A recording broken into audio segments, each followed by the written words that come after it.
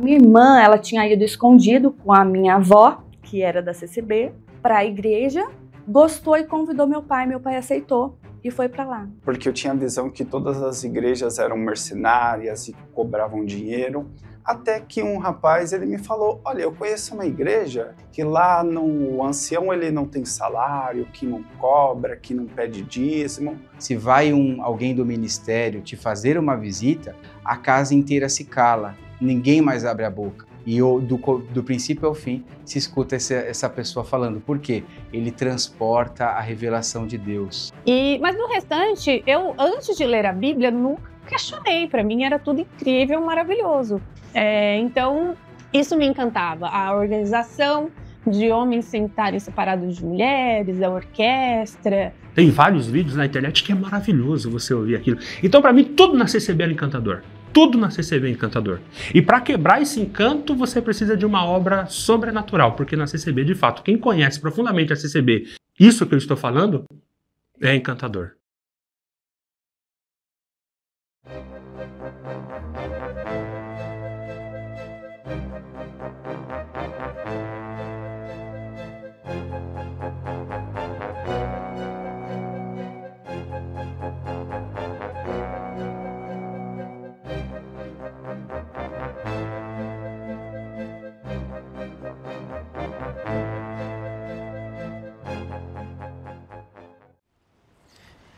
Imagine você chegar em uma igreja e descobrir que lá é a graça de Deus. Só que depois que você começou a ler a Bíblia, realmente você descobriu que lá não é a graça de Deus. Essa é a realidade de muitas pessoas que estão saindo da CCB neste momento. E neste documentário você vai entender realmente o que está acontecendo.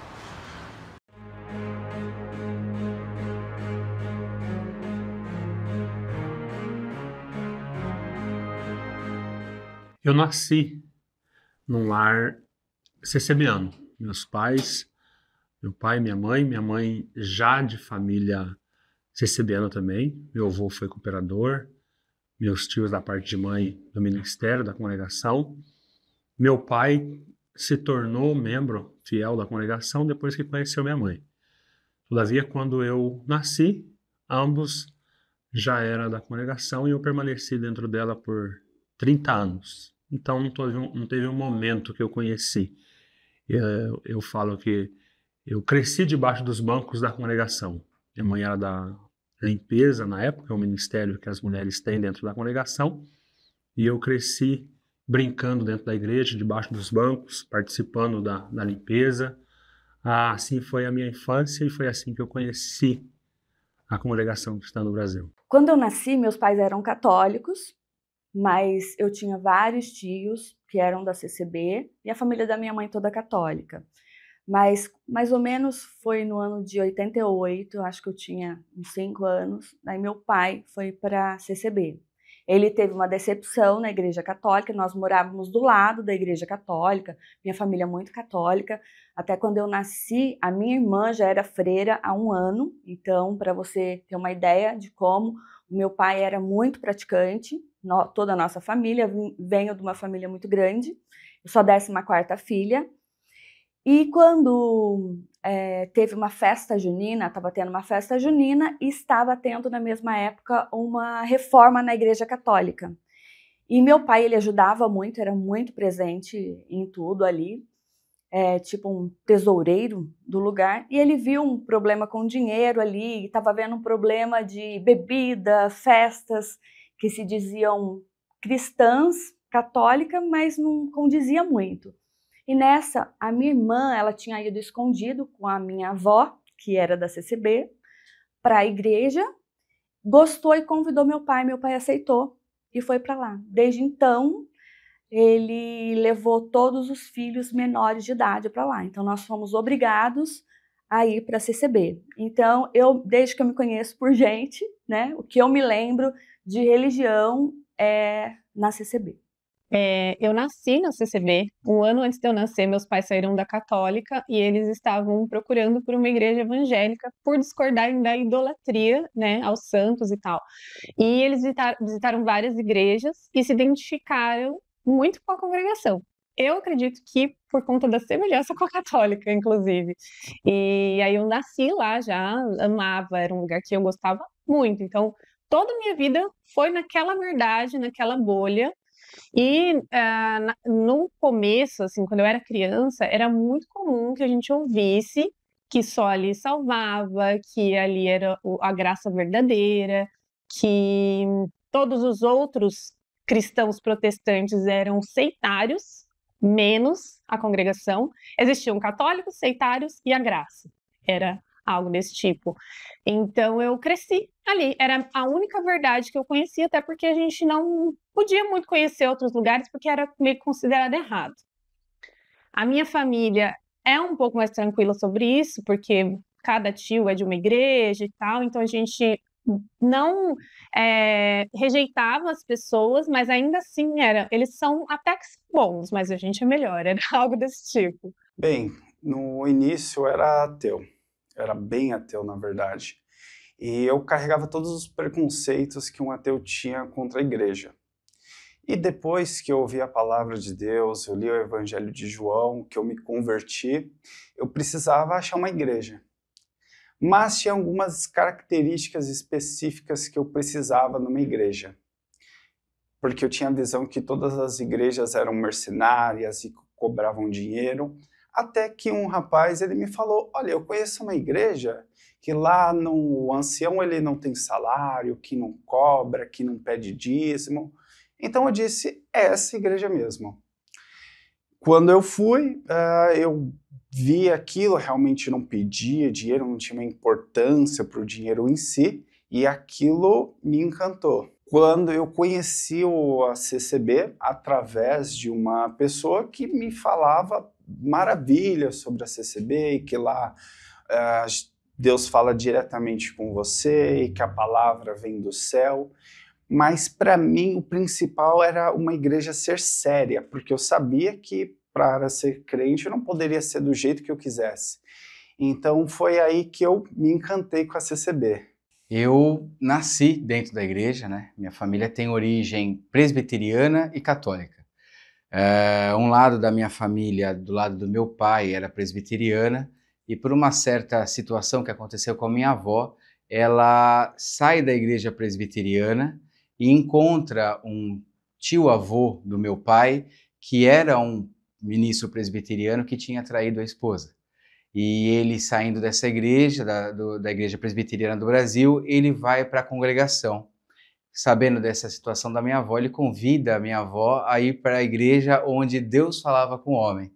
E meu pai mesmo, estando com o pé a cair lá, ele casa com a minha mãe, que é católica, só que eles seguem esse caminho e eu nasço, né, depois de casados, e eles trocam a vida deles, eles falam que se batizariam em troca da minha saúde. Então a minha vida na congregação começa por uma cura esperada por eles a partir do batismo.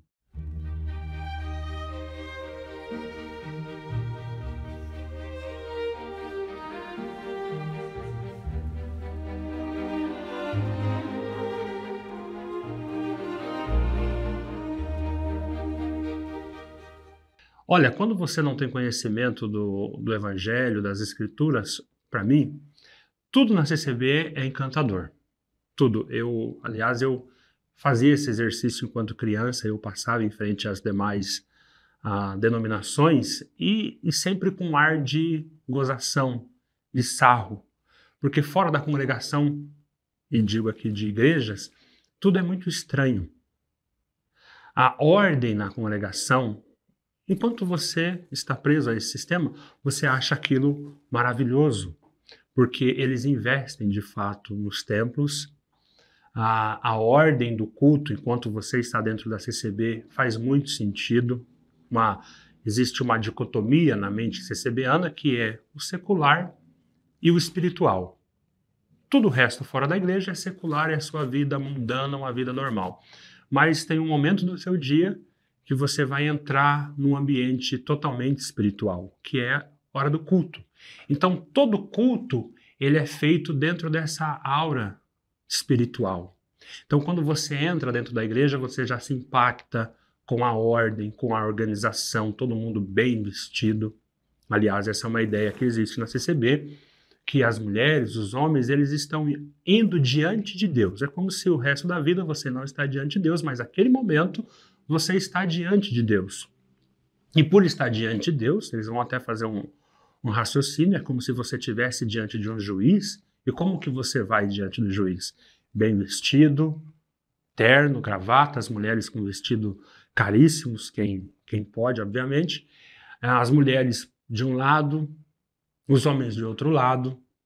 Você tem uma orquestra, você tem uma organista que faz a meia hora antes. Ela vai tocando a cabeça no imaginário do membro da CCB. Ela está preparando o terreno para a chegada do Espírito Santo, porque a hora que o culto começa, o Espírito Santo vai estar ali presente, Jesus vai chegar ali. Então é meia hora de preparação. Você senta, silêncio. Quando está acabando a meia hora, a orquestra vai tocar o hino de silêncio, preparando a igreja para o momento de culto.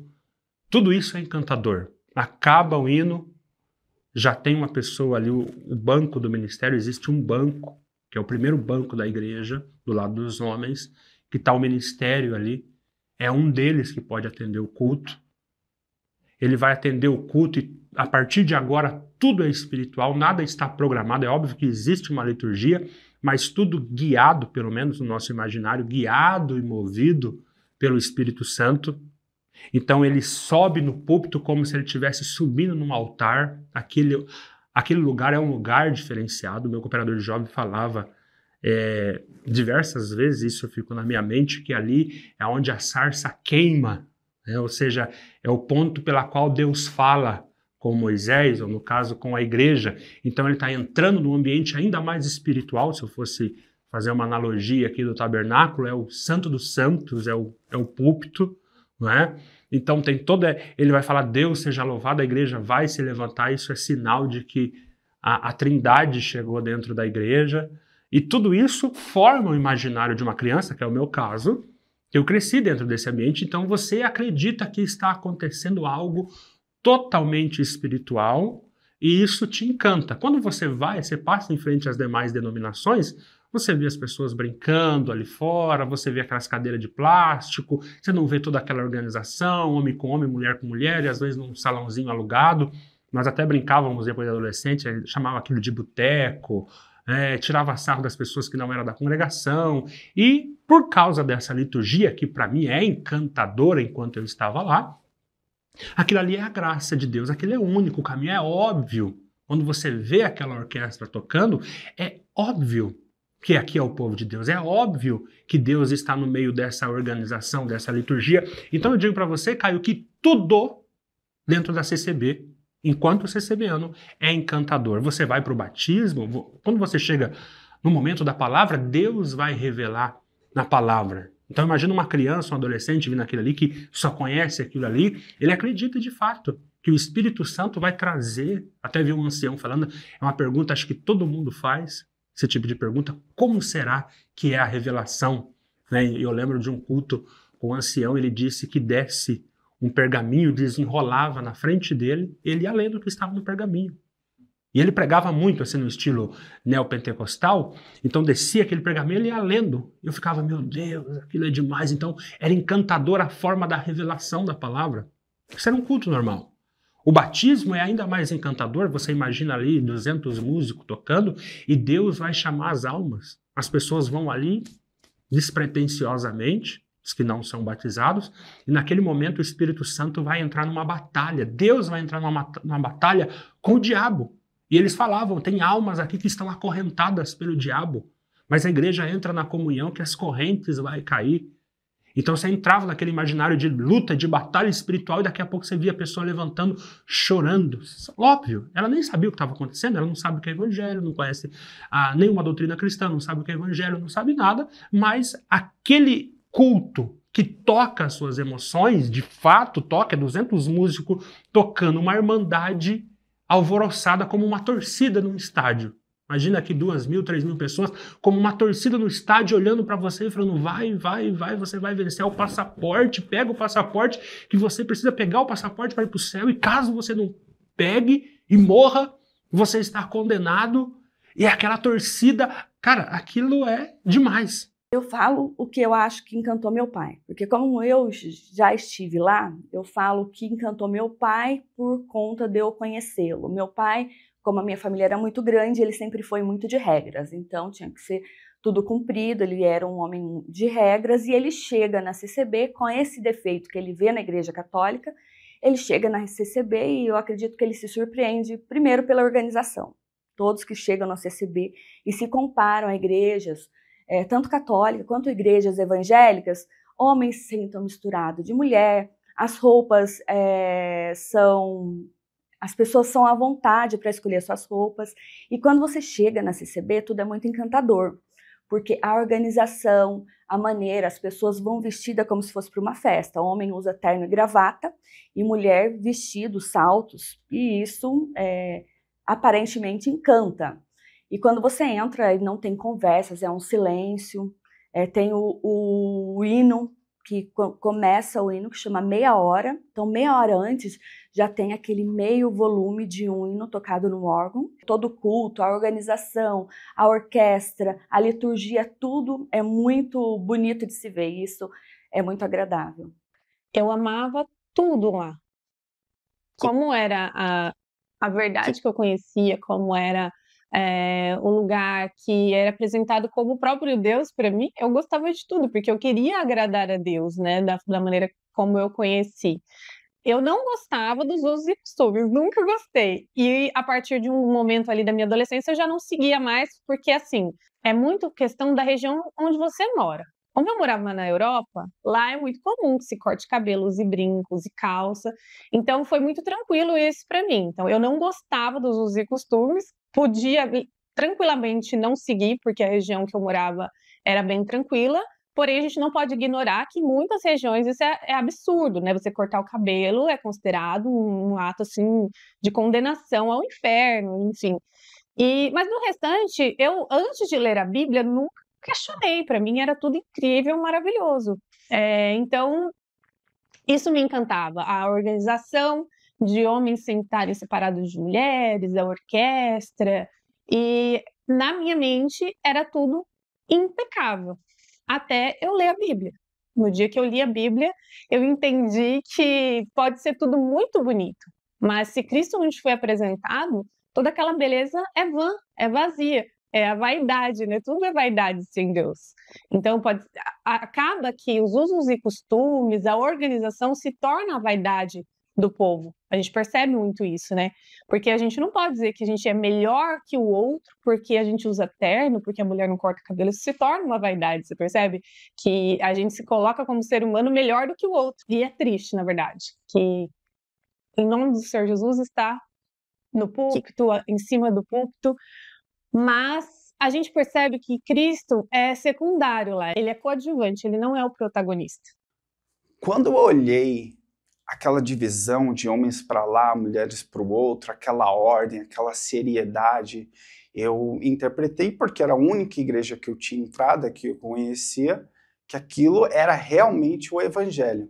Eu estava começando a ler, a entender, e eu achei aquilo maravilhoso. Sem falar a orquestra, que é muito linda. Então você se sente parte de algo. Você vê todas aquelas pessoas, todo aquele movimento, e finalmente você faz parte de algo, mas não de algo qualquer, da única igreja verdadeira, da única igreja que salva. Esse senso exclusivista de você ter descoberto a verdade, e ainda bem que você descobriu a verdade, aquilo me encantou e me deu um senso de importância que eu não conseguia achar em nenhuma outra coisa.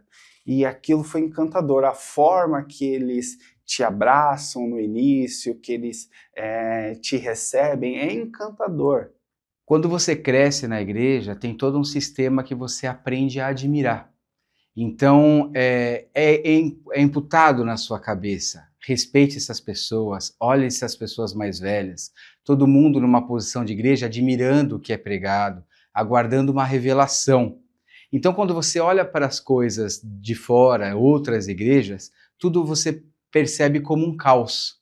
Mas dentro da congregação, toda aquela ordem de separação de pessoas, de uma padronização visual, tanto de vestimenta como de linguajar, que a congregação tem vários chavões, aquilo te encanta e faz parecer que você está num lugar separado.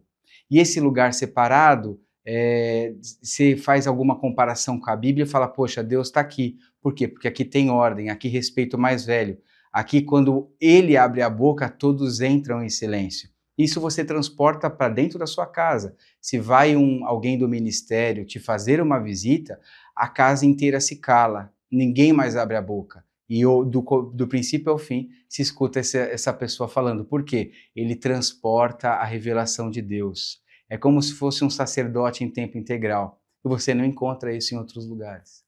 Algumas pessoas têm dúvidas sobre qual igreja realmente deve frequentar. O que é uma igreja bíblica?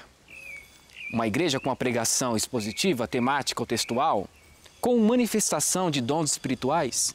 Alguns tentam encontrar na CCB essa igreja perfeita, que não tem nenhum tipo de defeito. Uma igreja que realmente tem os dons espirituais e que Deus fala por meio dos anciãos. Mas será que realmente isso é verdade? Esses ex-membros disseram que não e encontraram uma igreja bíblica depois de descobrir que a CCB não é uma igreja, e sim uma seita. Quando eu conheci uma igreja bíblica. Eu, obviamente, tive contato pela internet com pregações bíblicas e o primeiro contato meu foi para tirar sarro. Eu vi lá pregação chocante, Paul Washer, e entrei no vídeo para tirar sarro, porque como assim? Um homem que nem é da congregação, não tem o Espírito Santo, não tem revelação, que pregação, o que ele poderia falar que me chocaria? Not to be like the world, and not to be like the great majority of American Christians, but to be like Jesus Christ. E entrei nesse estilo, CCB, para tirar sarro. Toda vez que a gente vai entrar em contato com outra denominação, é nesse tom, de tirar sarro e tal. Até 10 anos atrás, 15 anos atrás, era assim. Como eu tirava sarro das igrejas, da denominação, eu tirava sarro dos pregadores também. E pregação chocante, o que ele vai falar que vai me chocar? E eu assisti a pregação e, de fato, foi chocante. Porque ele amarrou, ele fez uma pregação amarrada e falou, se eu pregar algo que não está na Bíblia, eu sou um falso profeta e eu sei o que cabe a um falso profeta. Porém, se o que eu estiver pregando é bíblico, então é você que está em problemas. E, de fato, eu já tinha muito texto na minha cabeça, ele foi pregando, eu fui analisando, e tudo aquilo conferia com as Escrituras. E não tinha como eu sair. E eu fiz algo novo. Eu fui para os meus amigos, que também eram CCBano como eu, e preguei o que o Paul Washer pregou no vídeo, como se eu tivesse ouvido dentro da congregação. Eu preguei como se tivesse ouvido de um ancião da congregação. E eles choraram. E eu ficava pensando, mas se eles fossem espirituais de verdade, eles saberiam que isso não é uma pregação revelada, é uma pregação de alguém que estudou. E tudo aquilo foi... Aquele castelo CCBano foi caindo. Até que um dia eu fui convidado, estou resumindo, obviamente, muito aqui, 10 anos aqui, eu fui convidado para ir numa igreja cristã. Porque eu fui conhecendo, a partir do Paul Washer, eu fui conhecendo teologia reformada, fui conhecendo pregadores e conferindo nas escrituras para ver se de fato as coisas eram assim. Até que um dia eu fui convidado para ir numa igreja cristã. E por causa desse processo, eu fui vendo que o que é pregado no púlpito não tem absolutamente nada a ver com as escrituras. E aquilo eu entrei em rota de colisão com essa instituição centenária, enorme, da minha vida, da minha infância. Eu entrei em rota de colisão. Não faz sentido. Ou o Espírito Santo falou nas escrituras, ou o Espírito Santo está falando na boca dele. Porque não pode ser o mesmo Espírito falando lá e falando aqui. Porque a Bíblia e o pregador está em rota de colisão. E aquilo foi me esmagando, até que chegou um ponto que para mim congregar na CCB era insuportável, porque tudo que eu queria ouvir era o Evangelho. E tudo que não tinha era o Evangelho. E eu fui convidado então para ir numa igreja presbiteriana, lembro até hoje, a igreja presbiteriana do Brasil, Silvia Jardim, Curitiba. E aquilo foi o suficiente, porque ele pregou o Evangelho, a pregação inteira. Eu fui para a IBD, foi o Evangelho pregado. E quando acabou o culto, perguntei para o pastor, Se eu vir no próximo culto, vocês vão pregar isso aí de novo? O que foi pregado? O evangelho, vocês pregaram o evangelho. Se eu vir no próximo culto, vai ter isso de novo? Ele falou, Fernando, a igreja não prega outra coisa a não ser o evangelho de Jesus Cristo. Todo culto é assim. Ele, obviamente, não estava entendendo o que eu perguntei, porque nos cultos da congregação eu ficava buscando um fio de evangelho. Alguma coisa do evangelho, alguma migalha do evangelho. E quando eu vi aquela enxurrada de evangelho sendo pregado, eu falei, tem isso todo culto? Ele falou, a igreja só é igreja porque prega isso. A igreja não tem outro assunto a pregar. O foco da igreja é pregar o evangelho. Foi esse dia que, pela graça de Deus, o Senhor foi me levando. Isso é 10 anos assim, é uma luta, não é fácil. Mas eu cheguei nesse dia, foi quando o Senhor cortou meus laços com essa seita. Meu esposo, ele era cooperador de ofício na CCB. E eu fui convidada para aprender Libras para ajudar. Lá tinha muitos surdos, então, para eu aprender Libras, eu tinha que aprender um pouco da Bíblia, porque eu tinha que montar a história. E Libras é visual, então eu tinha que ler mais a Bíblia, ter mais contato. E todos que estão na CCB têm nenhum ou pouquíssimo contato com a Bíblia. E nisso, com o contato com a Bíblia, eu fui percebendo, enquanto eu interpretava, que a leitura era feita do texto bíblico, porém, toda pregação, a exortação da leitura não tinha a ver. Se tivesse a ver, eles citavam uma coisa ou outra, mas era praticamente contra o que que estava escrito lá. A exortação da palavra, a pregação, era ou evidenciando as regras da igreja, que era de uso de costumes, ou profecias referente à bênção ou à condenação. Então, tudo girava em torno disso. E que era Bíblia, o que era Evangelho, não tinha. Mas nesse momento eu ainda não entendi o Evangelho. Eu só sabia que o que eles pregavam não condizia com o que estava na Bíblia. E meu esposo já havia me alertado disso e eu tinha resistência em ouvi-lo. Porque como ele pregava a palavra e ele já tinha esse contato com o ministério, eu tinha resistência em ouvir falar mal. Então, você não quer que alguém fale mal da sua fé. Então, eu me bloqueei com isso, mas estudando Libras, eu tive contato com a Bíblia e aquilo ficou muito evidente para mim, que não era bíblica aquela igreja. Meu marido sempre leu a Bíblia, desde antes da gente casar, mas ele começou a ler mais depois que a gente teve as nossas filhas. Minha filha agora vai fazer 13 anos, então isso começou a ser mais intenso na minha casa. E eu nunca tinha pegado a Bíblia para ler.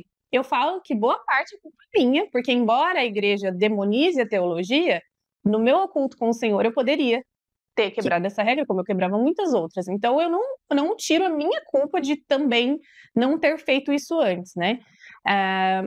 Mas o meu marido lia com a minha filha, e aí um dia eu acho que ela tinha mais ou menos uns 5 anos, eu não consigo me lembrar exatamente, mas ela me chamou para esse momento de leitura bíblica com ela e o pai, e eu falei, eu sempre muito na correria ali, meio atrapalhada, eu falei, não, filha, eu não vou ler porque não entendo nada da Bíblia.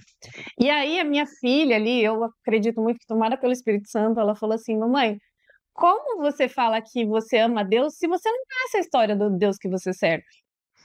E aquilo foi um tapa na minha cara, porque realmente eu não sabia quem era Deus, qual era a vontade de Deus segundo as Escrituras, quem era Cristo, quais eram os detalhes da história de Cristo, né? Tanto durante sua passagem pela Terra, quanto hoje, quem é Ele hoje? Então, foi o meu primeiro soco na cara, assim, eu não conheço o Deus que eu sirvo. E aí eu passei por um processo de depressão, onde eu sentia necessidade de ler a Bíblia. Foram várias camadas, assim, até eu pegar no tranco para ler mesmo. E quando você lê os evangelhos, você já percebe muita coisa errada. Mas quando você lê as cartas de Paulo, você percebe que está tudo muito errado, né? Eu falo que a carta aos Gálatas parece que foi escrita para CCB, porque, infelizmente, muitos que lá estão nunca ouviram falar da salvação pela graça. E quando a gente fala isso na internet, muita gente que defende a CCB vem dizer assim, não, mas é mentira, a gente ouve sim falar da salvação pela graça. Aí a gente fez um post no Instagram do meu marido, onde a gente fez essa pergunta, quando você ouviu falar sobre a salvação pela graça. E as pessoas comentaram, aos 45 anos de idade, foi através da internet, foi durante a pandemia, e muitas, eu acho que tem mais de 200 comentários ali, que é a nossa prova social, né? Que a gente não precisa mentir. Por quê? Por que a gente mentiria? Por que a gente sairia de um lugar que estava confortável pra gente, né?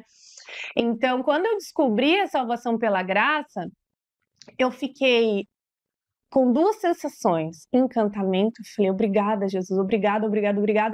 E, por outro lado, eu falei, meu castelo caiu, quem eu sou, né? Qual a religião que eu sigo, o que eu tô fazendo da minha vida? Então, tudo se fez novo, literalmente, num excelente sentido, porque agora eu estava realmente convertida, eu sabia quem era o Senhor que eu servia, e eu me apaixonei pela graça de Jesus Cristo, e quando a gente se apaixona, a gente quer falar, né, o primeiro amor. E eu fui fazendo isso na internet. Eu já trabalhava como influenciadora, eu acho que eu tinha mais ou menos uns 70 mil seguidores. E eu me lembro que eu fiz um evento em 2023, onde eu reuni 200 mulheres, mais de 200 mulheres, e naquele evento eu distribuí uma Bíblia para cada uma, na versão NVI. E eu fiz um evento muito simples, com uma mensagem muito simples, mas a mensagem que eu queria passar para elas era: leia a Bíblia. Eu fui sair da CCB só em 2025, né, em fevereiro de 2025, mas antes de mim, dessas 200 mulheres que eu soube, pelo menos umas 30 tinham saído só por terem lido a Bíblia. Veja bem, naquela época eu não tinha intenção nenhuma, porque eu também queria sair, eu não tinha certeza que eu queria sair. Eu queria, na verdade, que lá mudasse. Porque a gente não quer se desvincular de um povo que a gente foi criado junto, que a gente ama. Esse é o grande detalhe que o pessoal que está na CCB não entende. Nós que saímos, os amamos. E por isso a gente diz a verdade a eles, né? É como Paulo diz, acaso me tornei inimigos de vocês por vos dizer a verdade? A gente quer que eles conheçam o Cristo da Bíblia, o Salvador. A gente não quer que eles se sintam menos que nós. A gente quer que eles estejam junto com a gente. Então não é uma briga de ego, olha como eu sei mais que você. Não, eu quero que você conheça Cristo do jeito que eu conheci, para você se sentir salvo como eu estou me sentindo salvo. Porque se você pergunta para uma pessoa lá dentro se eles têm certeza da salvação, eles falam que não. Eles acham muito soberbo da sua parte dizer que você é salvo. Mas eles não acham soberbo dizer que você é santo, né? No sentido de não ter pecado mesmo, porque para eles, pecador é só quem comete pecado de adultério, de fornicação, e se você não faz isso, você não é pecador, né? Então, é muito complicado, são muitas e muitas camadas. E aí foi nesse momento, né, a partir da leitura da palavra, que o Senhor se revelou a mim. E eu entendi que não dá para viver com meias verdades. A gente tem, sim, alguns pontos periféricos do evangelho que a gente acaba, né, discordando ali entre as igrejas bíblicas, mas o ponto central não tem como discordar. Não tem como a gente dizer que a gente é salvo pelas obras. Isso é uma blasfêmia, né? A gente tira a glória de Deus, a gente tira a glória de Cristo crucificado para colocar um poder em nós que nós temos. Que obra boa eu fiz para merecer a eternidade? Isso não existe. Mas eu não sabia disso. E eu vivia numa angústia tão grande de não saber se eu ia para o céu, se eu ia me encontrar com Deus, porque afinal de contas eu não sou boa. Eu peco todos os dias, né? Mas enquanto a gente não sabe disso, enquanto a gente não se denomina pecador, miserável, enquanto a gente não entende o quão podre o ser humano é, a gente não entende o tamanho da glória de Deus. Então eu falo que o caminho para o evangelho é primeiro a gente entender quem a gente é. Porque se a gente se achar bom, para que a gente vai precisar de um salvador? Não, a gente tem que entender o quão mal nós somos.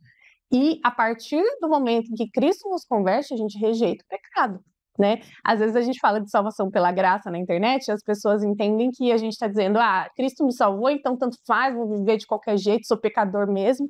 E é o contrário, né? Depois que você recebe o Espírito Santo, você não se sente confortável em viver com o pecado, você vai tentar rejeitar ele todos os dias. Então é um negar-se a si mesmo e seguir a Cristo. Então é uma nova realidade, completamente nova. Onde você descobre que mentir é pecado, que invejar é pecado, que pensar coisas é pecado, e não só os pecados sexuais, porque senão seria muito simples, né? Você não pecar. Imagine você entrar em uma igreja e descobrir que lá realmente é a graça do Senhor.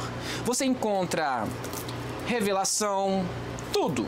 Tudo que você acha que tem uma igreja bíblica, você encontra nessa igreja que você está sendo membro.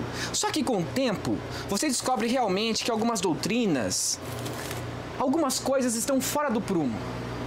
E você começa a ler a Bíblia. Os sacramentos começam a ser manipulados ou até místicos e esotéricos. Algumas revelações parecem mais coisas apócrifas. E no fim, tudo isso se torna um tipo de doutrina, manipulado. Mas aquelas pessoas que leem a Bíblia, que realmente conhecem a Jesus e provaram do Evangelho, acabam não ficando lá. E essa é uma decisão que poucos têm coragem de ter. Ou seja, sair da seita quando descobre essas coisas. E muitos passaram por isso e estão livres em nome de Jesus. Eu comecei a ler a Bíblia e eu via muitas incoerências do que eu aprendia no púlpito com o que eu via no texto bíblico. Mas eu fazia uma força para interpretar conforme o ancião tinha me instruído. Porque, afinal, Deus revelou para ele quem era eu. Mas o momento que me trouxe uma grande decepção foi em um caso onde existia 2 jovens na igreja que cresceram na igreja e eles, 17, 16 anos, e eles começaram a se relacionar e a menina veio por engravidar. A igreja simplesmente retirou eles como se fosse um objeto. Jogou eles. E foi aí que eu descobri o tal do pecado para a morte. E eu procurava esse pecado para a morte, porque eu não conseguia entender o porquê não tinha perdão. Porque o pecado da morte para CCB é que não há perdão. Não importa o que você faça. E eu não consegui encontrar isso na Bíblia. E aí me trouxe uma grande angústia, porque eram pessoas que foram excluídas, e principalmente com 17 e 16 anos de idade. E foi aquele momento que eu vi que a CCB não falava toda a verdade. E passou-se um tempo, aconteceu o mesmo caso, só que pela proximidade da pessoa com o cooperador de jovens, para ele foi, não, só não faça de novo, mas fique aí. Às vezes a gente ia no culto, a palavra, o mesmo texto bíblico, era pregado de uma forma e dava uma orientação X. Você ia poderia ser no mesmo dia. Vamos pegar, por exemplo, o Salmo 23.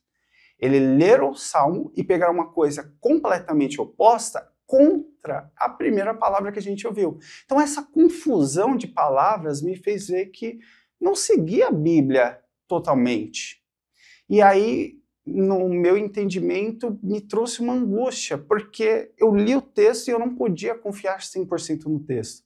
Eu precisava do ancião me dar a instrução verdadeira do que aquilo significava. E depois de algum tempo, com a internet e com as questões da pandemia, ainda me surgiam muitas dúvidas. Foi então que eu fui atrás do meu ancião, que é um dos anciãos mais respeitados do Brasil, com uma forte influência na região do ABC, precisamente em Diadema.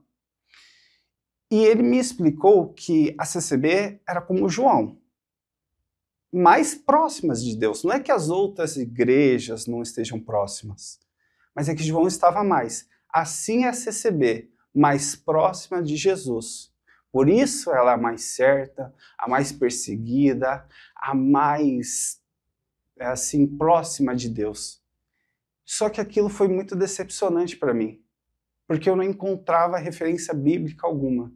E aquilo me decepcionou de uma maneira que depois, quando eu ia aos cultos, era sempre a mesma palavra. Deus vai mudar o seu cativeiro. Em 7 dias eu faço a obra. Não coloca a sua mão porque eu vou pôr a minha. Isso se repetia e eu nunca via o evangelho. eu lembro que eu contei quantas palavras eu ouvi até mencionar o nome de Jesus. E foram mais de 15 cultos que o nome Jesus não era mencionado no culto. E isso me trouxe uma grande decepção. A minha história com a congregação e o estudo bíblico, ela foi bem longa. As coisas não aconteceram de uma hora para outra. Eu fui descobrindo. Eu passava boa parte das minhas férias, no meados de 2005, estudando a Bíblia. Eu gastava horas, daí eu recebi uma Bíblia de estudo de presente. Aquilo começou a me encantar. Peraí, olha a interpretação disso, olha como isso fala. E eu levava para dentro da igreja essas ideias e eu tentava encontrar o que eu aprendia na Bíblia de estudo com aquilo que era pregado e me decepcionava. Mas dentro de mim eu carregava, não, isso aqui eu tenho que fazer acontecer. Então eu tentava com uma lente ajustar a Bíblia para a ideia da CCB. Mas teve uma época que o pastor Augusto Nicodemos escreveu um livro chamado O Ateísmo Cristão. E eu comprei aquele livro para entender melhor o ateísmo, mas foi uma contramão. O que estava lá dentro, de certa maneira, confrontava a minha fé. E a partir dessa época, as coisas começaram gradativamente a me fazer perceber o que estava de errado dentro da igreja, da ótica de outros pastores. E eu não conseguia mais negar aquilo que eu estava aprendendo fora na comparação com a igreja. Depois o pastor Augusto Nicodemos criou um programa chamado Em Poucas Palavras. E não tinha nem no YouTube, a gente baixava de forma meio que pirata, porque eu não tinha acesso a nada, eu não sabia com quem conversar, nem com quem buscar. Mas o que ele ensinava lá começou a me fortalecer na fé. Logo eu fui me aproximando da teologia reformada e percebendo as disparidades entre o que realmente a Bíblia quer dizer e o que era pregado no púlpito. Até elas eram, às vezes, completamente contrárias daquilo que estava na Bíblia. E aquilo foi me transformando numa outra pessoa. Ainda assim, eu fui parar no ministério. Eu sempre procurei validar a fé, fazer alguma coisa para a igreja. Sempre eu e minha esposa trabalhamos para ajudar as pessoas. E nesse ponto, em algum momento da história, eu fui para cooperador de jovens, e depois para cooperador do ofício, né, que seria a segunda pessoa abaixo do ancião, e eu fui levando esses conceitos de teologia, até que um momento o que eu falava já não era visto como adequado, porque doutrinas fundamentais da fé reformada estavam em conflito com o que a igreja esperava que se pregasse. Tem muitas seitas que têm práticas que são completamente estranhas. Já imaginou você pegar um pão, aquele que é usado na ceia, e enterrá-lo? Tem algumas igrejas, que na verdade são consideradas seitas, que fazem exatamente isso. E não é diferente da CCB, suas práticas místicas e esotéricas. A Santa Ceia também no imaginário CCBano, é algo maravilhoso, porque o pão é o corpo de Jesus. O vinho é o sangue. Até antes da oração, é vinho e pão. Orou. Tinha cooperador que levantava o pão e cantava o hino, canta-se um hino enquanto está partindo o pão e derramando o cálice. Ele partia o pão. A partir daquele momento, aquele pão é o próprio corpo do Senhor Jesus. Então cria o imaginário, inclusive todas as igrejas têm um cemitério no fundo da igreja onde é enterrado o pão o pão e o vinho, que é o sangue e o corpo de Jesus é enterrado no fundo de todas as igrejas da congregação. Eu participava como criança, eu queria ver eles fazendo buraco e depois enterrando isso. Né? Então aquilo, não tem imaginário, aquilo é demais, é uma vez por ano. E por ser uma vez por ano, aquilo ficava ainda mais esplêndido. Você esperava, você comprava roupa.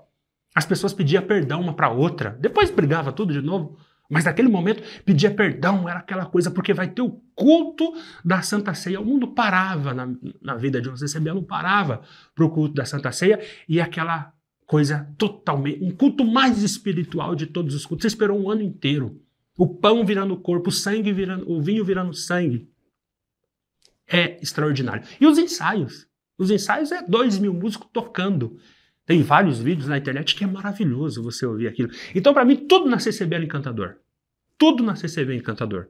E para quebrar esse encanto, você precisa de uma obra sobrenatural, porque na CCB, de fato, quem conhece profundamente a CCB, isso que eu estou falando, É encantador. Não tem olho humano que não se encanta com aquilo. Aí você pega um piá da favela. Coitado lá que brincava na terra. À noite você dá um banho nele, coloca um terno e coloca ele dentro de uma igreja, num movimento desse com mais de 5 milhões de membros. Você faz parte de algo muito maior. Isso é encantador. Só tem um problema. Não tem o evangelho. A doutrina que me assustou na CCB era a ideia de que, se não estivesse lá, as pessoas iriam para o inferno, porque lá era o lugar de salvação. Então, quando se fala de graça, a graça para todos que estavam lá era a CCB. Então, eu tinha irmãos que eram católicos, eu tinha irmãs que eram da Assembleia de Deus, e ter a noção de que esses meus parentes iriam para o inferno se não estivessem na CCB era muito amedrontador, e sempre foi. Só que isso foi ficando mais claro para mim conforme eu fui entendendo que a graça não era a CCB. Daí eu vi o quanto eles deturpam isso e o quanto é sério a salvação pela obra e Jesus não ser suficiente salvador. Porque sempre eles evidenciam em qualquer ensino lá que você precisa pagar, que você precisa merecer. Então é sempre evidenciando a obra humana. A obra de Cristo é como se ele fosse um coadjuvante na história. Eu comecei a ficar muito assustada com algumas falsas revelações. É porque, assim, a palavra ela não é expositiva, ela é revelada, né? E até então eu acreditava nisso sem questionar. Eu falava, eu nasci para crer, o que sair do púlpito eu acredito. Mas aconteceram algumas coisas que me provaram o contrário. E isso mexeu muito comigo. A ponto de eu perguntar se Deus existia ou se eu estava, né, entendendo certo o que estava acontecendo. Um episódio muito marcante que aconteceu com a minha família foi que a minha prima teve um bebê e o bebê nasceu com uma veia do coração invertida. Então ele saiu da maternidade direto para a UTI e o pregador da igreja que a gente estava sabia dessa história e ele pregou para minha mãe, em forma de profecia, né? Apontou para minha mãe, para ninguém dizer que foi genérico, ele apontou para minha mãe e falou assim: irmã, fala para tua sobrinha que o filho dela vai viver. E naquela mesma madrugada ele morreu. E não houve um pedido de desculpa, um reconhecimento de que foi um erro humano, não. O olhar era de soberba, como se a minha mãe não tivesse alcançado aquele milagre por falta de fé. Ali eu percebi que as profecias não eram verdadeiras e que eu poderia, sim, estar vendo uma mentira. Porém, a gente nega muito. A gente pensa assim, não, é pontual. É aqui. Eu morava na Europa, então eu achava que no Brasil era diferente. Eu fui para a Europa com 13 anos, então a minha vida toda foi lá. Então eu negava que no Brasil era dessa forma. Eu acreditava que era um problema pontual. E aí a gente começou a conhecer pessoas que falavam a mesma coisa. E isso foi me deixando com a pulga atrás da orelha. Então talvez o problema não seja pontual desse pregador, talvez seja um problema de sistema. E uma frase que eu ouvi na internet, eu acho que foi até do Augusto Nicodemos, eu não sei, gente, mas eu acredito que sim, que ele dizia assim, nenhuma revelação vai contradizer as escrituras, né? Então, como que é pregado a salvação pelas obras, através de revelações, se as escrituras dizem claramente que ninguém é capaz de se salvar, que a gente é salvo através do sacrifício da cruz. Então, essas coisas começaram a me assustar. Muito mesmo. Porque eu comecei a analisar as histórias que eu já tinha visto e as pessoas que já tinham sido condenadas pela igreja por alguns pecados que eles dizem não serem perdoados. Um negócio que me assusta muito lá é o que eles chamam de pecado de morte. Que pecado de morte para eles é pecado sexual. Então, as pessoas que cometem esse pecado lá dentro, o que é sim um pecado grave, como qualquer outro, é pecado, mas ninguém pode dizer que não tem perdão. Então, e para eles não tem perdão, né? Até que se prove o contrário, até que de repente eles se manifestem em linguagem. É uma coisa muito assim estranha. Mas a gente tinha em mente que se cometesse um pecado sexual, acabou, a sua vida acabou ali. E nessa, a gente sabe de relatos de pessoas que tiraram a própria vida. Porque você vive numa angústia eterna, acabou, eu não tenho mais salvação, entendeu? E quando eu descobri que tinha perdão, que tudo tem perdão, a não ser a blasfêmia contra o Espírito Santo, e aí entra a salvação pelas obras, né, que é uma blasfêmia, você não acreditar na obra da cruz, aquilo começou a me deixar muito angustiada. E eu tentei por alguns anos frequentar, porque, de novo, gente, a gente ama a comunidade, a gente ama as pessoas, a gente ama estar ali, porque a gente foi criado daquela forma, né? Mas você não consegue mais. Porque você, quando encontra Cristo, você passa a ser secundário, a sua vida passa a ser secundária.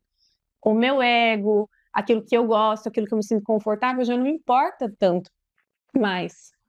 Importa que eu ouça sobre Cristo, que eu saiba quem é Cristo, como me parecer com Cristo, o que Deus quer de mim. Isso alimenta a nossa alma, e não a revelação de que eu vou ter um carro, uma casa, de que Deus vai virar o meu cativeiro e que eu vou ser uma pessoa importante. Isso não importa diante da mensagem da cruz, né? Então, foi uma virada de chave quando eu comecei a observar o que era pregado nas palavras, deixando o emocionalismo de lado, porque eu sou muito emotiva, eu sou uma pessoa que me envolve muito com tudo, assim, eu gosto muito de estar envolvida com a comunidade e tal, e eu gosto de histórias de vida, então eu sou uma pessoa que sou muito fácil de emocionar. E é esse tipo de pessoa que é isca fácil, né? Porque você se emociona e o emocionalismo te faz acreditar que aquilo é presente de Deus. E como que você vai questionar o próprio Espírito Santo? Como você vai questionar a palavra de Deus, que no caso lá é a revelação? Então, se você questiona o homem que está pregando, você está errado. Você é rebelde. Você é endemoniado. Basta ler nos comentários que tem ali no meu Instagram. E eu vivi toda essa transformação diante de um público grande. Quando eu já estava muito convencida de tudo isso, eu tinha mais ou menos uns 100 mil seguidores, muito fiéis.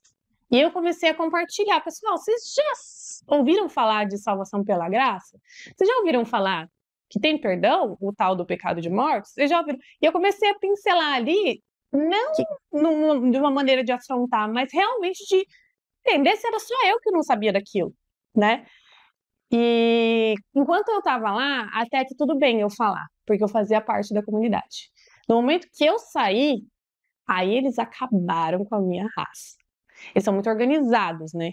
Então acabou que eu perdi muito trabalho, como eu trabalhava com a comunidade, eu perdi muitas coisas em questão financeira, assim, mas eu já esperava também.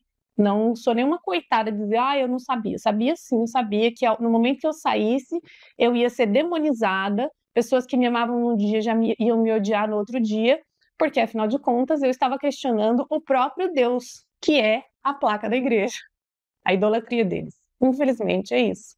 Quais as práticas mais comuns? Existem muitas coisas que, quando a gente está lá dentro, parecem sutis, né? E até eu sair, que foi há pouco tempo atrás, há 8 meses atrás, parecia muito sutil de verdade. Por exemplo, o ritual de oração. Para você orar, se você é mulher, você tem que estar de véu na cabeça, de saia, de manga e ajoelhada.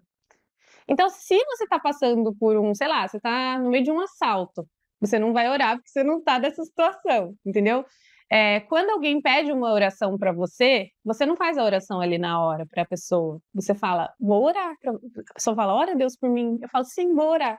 E vou para casa, eu nunca mais me lembro de orar pela pessoa. Por quê? Porque naquele momento eu não estava ajoelhada de véu, eu não tinha aquela condição de orar. Então, parecia muito bonito o ritual da oração, só que, na verdade, me fazia orar menos, entendeu?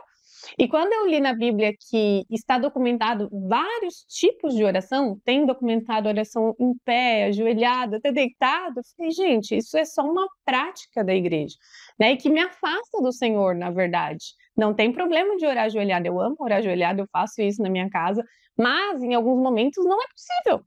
E ali eu vou orar como eu puder, da maneira que eu puder. A oração é conversar com Deus, né? E a gente não impressiona Deus, é algo que eu aprendi também. Às vezes a gente quer fazer uma oração com palavras muito bonitas, enfeitadas, e a gente se perde na sinceridade, né? Então essa é uma prática que eu acho que parece sutil, mas pode nos afastar de Deus. algumas coisas que eu achava extremamente abusivas. Uma amiga nossa nos relatou uma vez que, como ela era da Piedade, que é o Ministério da Caridade lá dentro da congregação, ela cortou o cabelo ou pintou, não me lembro, e ele teve que pedir perdão aos irmãos por ela ter pintado ou cortado o cabelo. Então eles te colocam numa situação de humilhação se você não for bom o suficiente. Só que é válido dizer que isso não acontece em todas as igrejas. Depende da região que você mora e de quem é o seu líder. Porque dependendo, até a mulher do próprio ancião, ela pode ter essas vaidades. Então tudo depende, entendeu? Fora o pecado de morte, que é totalmente horrível, mas o fato de que ninguém tem pecado. Lá a gente tem erros e falhas, e não pecados. E com isso, a gente podia fazer uma barganha com Deus, através dos votos. Então, se eu quero muito entrar numa empresa, eu quero uma bênção, eu quero um carro, eu quero comprar algo, o que eu preciso fazer? Ir na igreja certinho, seguir a doutrina certinho, porque se eu for firme, forte e fiel, Deus vai fazer o que eu quero. E aí, se Deus não fizer, obviamente, porque a culpa é minha. Mas eu só preciso ficar firme na palavra. Então, se algo acontece do que eu desejo que aconteça, se algo aconteceu da forma que eu queria que acontecesse, então eu me levanto em frente à igreja e digo: Deus não tem olhado para minhas falhas, faltas e fraquezas, mas tem vindo ao meu encontro. Então, essa doutrina de barganha com Deus, porque as obras lá são o que levam ao céu. Se eu seguir e fizer obras, se eu seguir o culto, a liturgia certinha, Deus vai me abençoar, porque não existe pecado em mim, porque o meu pecado, ele ficou no batismo. E é uma doutrina também muito peculiar, porque a gente crê, na época de CCB, que a partir do momento que a gente batiza, não existe mais pecado. A gente volta uma nova criatura sem pecado algum. Tem muita coisa dentro da CCB que você começa a se assustar a partir do momento que você enxerga a Escritura. Não tem como você não conhecer essas falhas sem conhecer a Escritura. Então, elas também andam que meio numa contramão. Algo que me afetou muito, muito foi a depravação total.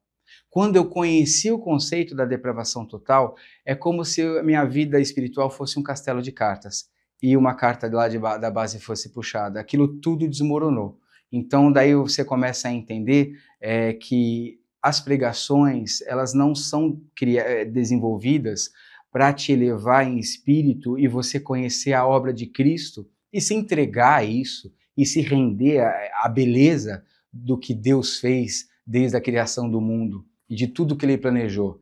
A doutrina da CCB, ela te coloca um medo constante de uma perda e um ganho de salvação. É como se você dormisse salvo e acordasse no inferno. Ela te imputa um medo de você chegar numa perfeição que você como homem nunca vai conseguir. Então, no meu ministério, eu vi pessoas desesperadas, como se elas precisassem alcançar algo que elas perceberam que não dava. Por quê? Elas tinham pecados que elas precisavam confessar, elas tinham manchas na vida delas que elas acham que nunca iam ser reparadas. E eles queriam, e é muito ensinado na congregação essa balança entre obras boas e ruins. Chega na vida real, poxa, eu tenho muitas obras ruins, como compensar? Então as pessoas se desenvolvem com medo de perda e de se relacionar com Deus. Quando a dor vem, a situação, alguma enfermidade aparece, alguma coisa se instala na vida dele, que ele tem grande dificuldade, muitos dos fiéis da congregação acreditam que eles não têm fé o suficiente ou relacionamento com Deus para alcançar uma ajuda naquele momento. Então é uma relação de medo com Deus, que isso afeta todo o sistema do que a CCB é.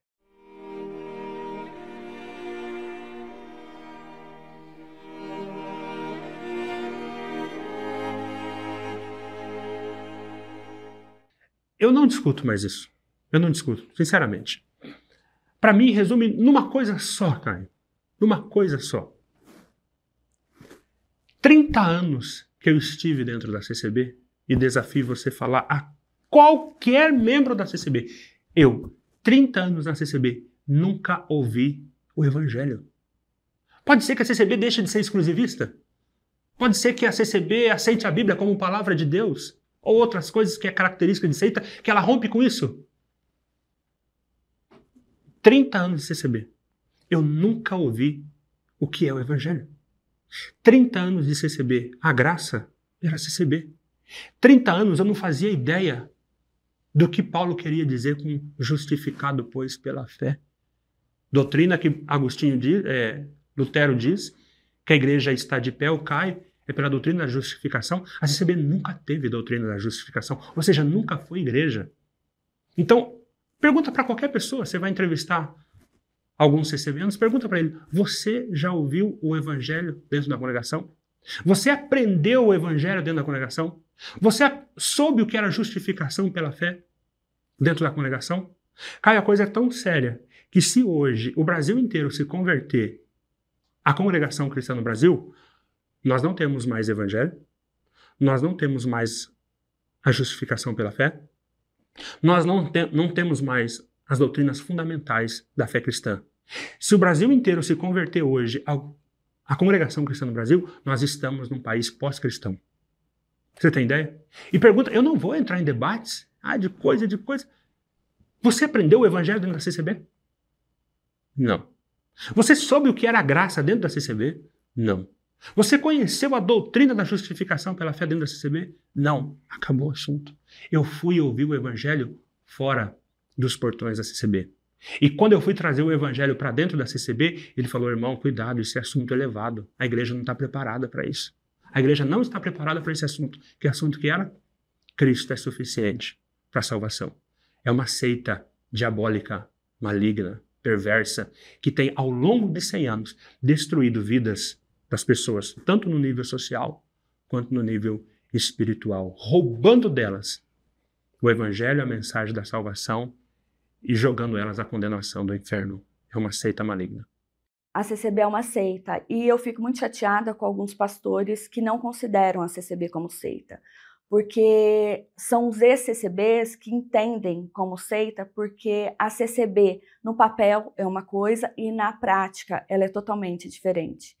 E a gente sabe que ela é uma seita, começando porque a gente vive naquela comunidade fechada. Se você for perguntar, de repente você muda para o interior, e se você perguntar para um ancião do lugar onde você estava, me indica uma outra igreja porque aqui não tem CCB, ele nunca te indicaria nenhuma. Para qualquer ancião, eu te faço esse desafio. Pergunte uma outra opção de igreja. Não existe igreja cristã que eles possam indicar, porque para eles a única igreja que obedece à doutrina apostólica é a CCB. Então isso é evidência de exclusivismo. Primeira vez que eu ouvi falar sobre seita fora da CCB foi através de um vídeo do reverendo Augusto Nicodemos, que é o terror do CCBano, né? Foi muito engraçado que eu comecei a assistir pregações na internet na pandemia, né, de outras igrejas, porque você ia assistir o culto online da CCB e de repente, o Hernandes Dias Lopes aqui. Aí você fala, caramba, que diferente a mensagem dele, né? Então a gente começou a assistir várias pregações. E eu lembro de assistir algumas pregações do Nicodemos e eu falava, que fantástico. Só que até o momento que ele tocou no meu ídolo, no momento que ele falou que a CCB era uma seita, falei, não, esse cara tá maluco. Parei de seguir, nunca mais assisti nada.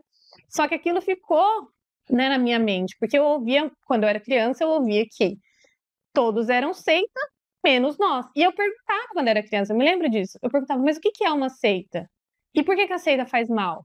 Ninguém sabia me responder. Era porque era, né? É assim que funciona, não questione. Ainda mais uma criança. Aí eu fui atrás de saber o que era uma seita. Fui atrás de documentos, fui atrás da história e tudo mais. E eu fui checando ponto a ponto. E gabaritou. E no momento que eu entendi aquilo, eu estava lá dentro ainda, eu fiquei algum tempo lá dentro ainda, mas como eu sou muito falante, eu falava para as pessoas, gente, vocês não acham que a gente está numa seita? E as pessoas falavam, nossa, você tá maluca, né? Mas tudo bate. E aí a gente pode checar um por um. A liderança centralizada, a gente tem que a acreditar que o ancião mais velho, ele é um homem usado de Deus e que a gente não pode questionar, porque se a gente questionar, a gente é rebelde.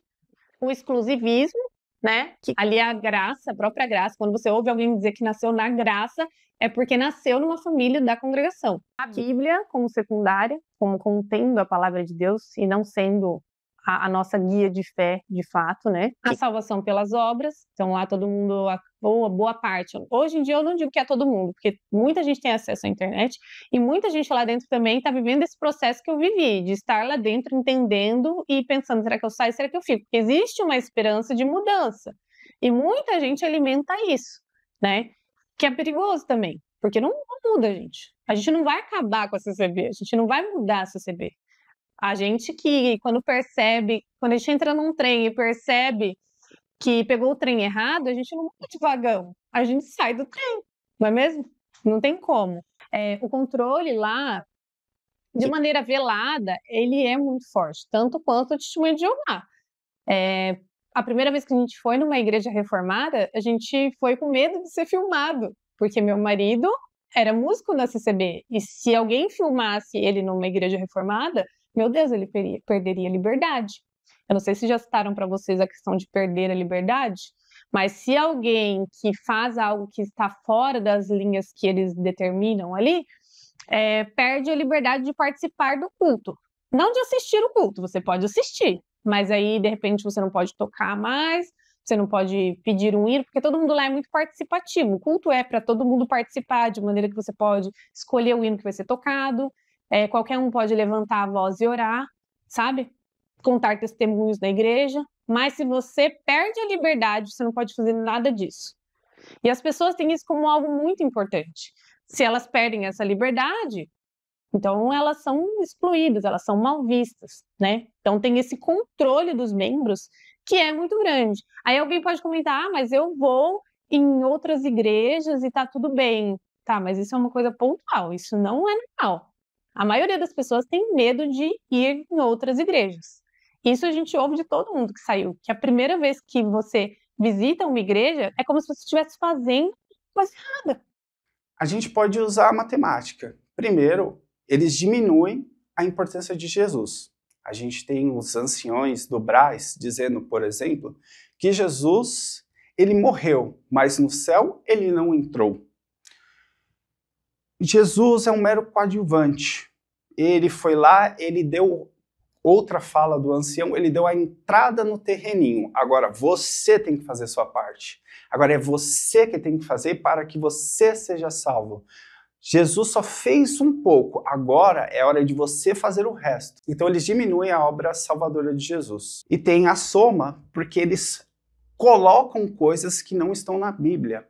Então a palavra não é suficiente, a Bíblia não é suficiente. Tanto que nas diretrizes da igreja, a Bíblia contém a palavra de Deus, mas não é a palavra de Deus. Isso significa que o ancião, quando ele diz algo, aquilo tem um poder quase eclesiástico, porque o que ele fala, se a Bíblia dizer o contrário, a palavra dele é maior do que aquilo. Ele sabe interpretar da forma correta e eles colocam coisas, doutrinas, usos e costumes que não existem na Bíblia. E eles também fazem a multiplicação das suas obras. Como é isso? Há uma importância fundamental nas obras, não só para a questão da sua salvação, mas para o trabalho da igreja e no funcionamento da igreja. Eles colocam na sua cabeça que você, trabalhando para a igreja, você está plantando frutos para ser salvo. E essa ideia faz com que a gente entenda que, além das coisas que a gente faz para ser salvo, mas o quanto a gente ficar mais dentro, exclusivamente da igreja, nas práticas da igreja, mais Deus vai nos retribuir em favores materiais. Com todas essas informações, é uma seita, porque você vive num mundo excluso, as pessoas de fora não têm o conhecimento que você tem, portanto, elas não serão salvas. O que o ancião fala é superior do que a Bíblia, e se isso não se caracteriza como uma seita, eu não sei o que é. A CCB, ela te entrega um sistema fechado de ideias e pensamentos, onde tudo lá é melhor que em qualquer outro lugar. Então, quando você pega uma Bíblia na mão, ela não tem uma validade total. Eles te ensinam que você aprender em casa, buscar conhecimento em casa, é errado, porque o desabrochar verdadeiro não está naquelas letras impressas dentro da escritura, mas sim no que vai ser ensinado no púlpito.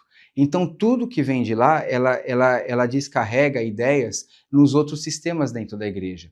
A partir do púlpito, então, tudo que é feito dentro da igreja é na base da revelação. A pessoa que fica na porta para dar bom dia, ou a saudação com a paz de Deus, ela foi revelada por Deus. A pessoa que limpa o banheiro, ela limpa o banheiro porque foi revelado por Deus ao diácono. A música da igreja, ela não é uma música comum. Olhe lá para fora. Lá eles têm bandas, eles usam bateria, coisas mundanas. Nós não. Nós temos um sistema que Deus se agrada mais. Um sistema de louvor que eleva o espírito e é assim que Deus quer. Isso me incomodou bastante, porque eu sempre pensei num Deus criativo.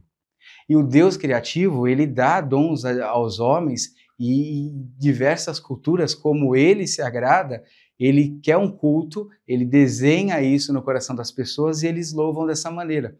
Mas na congregação, esse sistema fechado que te entregam, igual você vai num restaurante e pede pelo número 1, pelo número 2, você não precisa fazer nada, é só você crer e obedecer aquilo que eles te imputaram.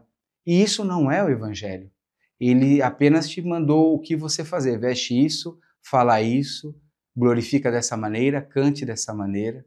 E nesse sistema todo, se você tem uma igreja que a Bíblia não é muito bem vista, o que vai acontecer logo depois? É apenas assistencialismo, é ideologia, porque ela substitui o valor das Escrituras. Então eu digo com todo o peso da palavra, a congregação cristã no Brasil é uma igreja onde a Bíblia é vista como inimiga da fé.